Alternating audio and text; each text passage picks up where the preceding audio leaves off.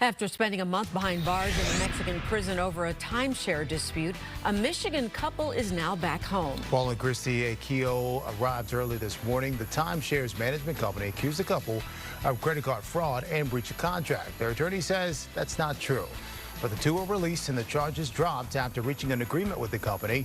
The couple will pay for damages and that money will go toward nonprofit organizations. An historic private space mission has now come to an end. SpaceX's Dragon and Fram 2 crew are back on Earth. Splashdown happened earlier today along west the coast near California.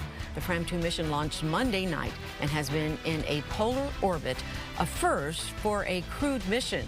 The crew of 4 conducted several experiments, but also spent a lot of time looking out the window at the North and South Poles. The Philadelphia Zoo is celebrating new life. Their oldest resident, named Mommy, is 97 years old. She lived at the zoo since 1932. And after she and her 96-year-old partner just welcomed 4 tiny tortoises. This is the first successful hatching of this critically endangered species at the zoo. In California, a pair of bald eagles, Jackie and Shadow, and their babies have quite the following online. And now the 2 eaglets have names. Meet Gizmo and Sunny. Friends of Big Bear Valley asked the public to submit the ideas. A local elementary school student had the final vote. The bigger chick, Sunny, hatched 4 weeks ago. The smaller one, Gizmo, hatched a few days later. Just don't feed Gizmo after midnight. The Gremlins. I remember, okay, yes. The 6-decade love story in St. Louis is going viral. A man has written down every date he and his wife have went on since 1960. Their granddaughter shared the special journal on social media. Says her grandfather is ridiculously organized and he didn't share the special list with his wife until years later. And he titled it The Beginning of a Wonderful Relationship.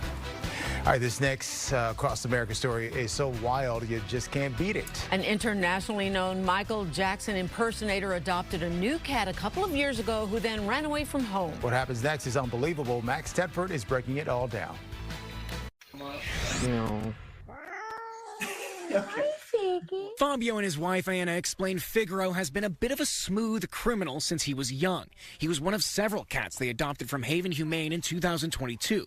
At just 6 months old, he beat it and ran away. I'm freaking out. I need to go and do something. So I started printing pages, posters. After several months of saying, "I want you back," the Jacksons got a call that someone found him. But after a vet was unable to locate the microchip they'd gotten from Haven, they assumed it was a different cat in need of a home. So they adopted him and microchipped him, calling him Figaro 2, assuming the original may have passed. 2 years later, the unthinkable happened. Figaro disappeared again at the beginning of March. But then, weeks later, they got a call from Haven letting them know their original Figaro had been found based on the microchip Haven discovered. I was sobbing and was like crying. It was a mess, really. Yeah. Because imagine like, oh my gosh, he never died. But as they arrived to Haven later that day, Jackson and his family were shocked to discover it was the same cat that had been living with them all this time.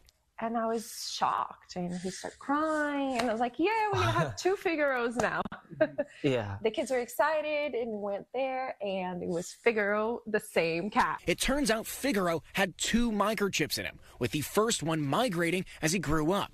The Jacksons say they'll always remember the time he was lost and recommend everyone who owns a cat get the chip. If there's a person that has a good soul that just to think, oh, I found this cat's so lovely, it might have a home, let me just take it to Haven Humane, or any that available, they will microchip and find the owner.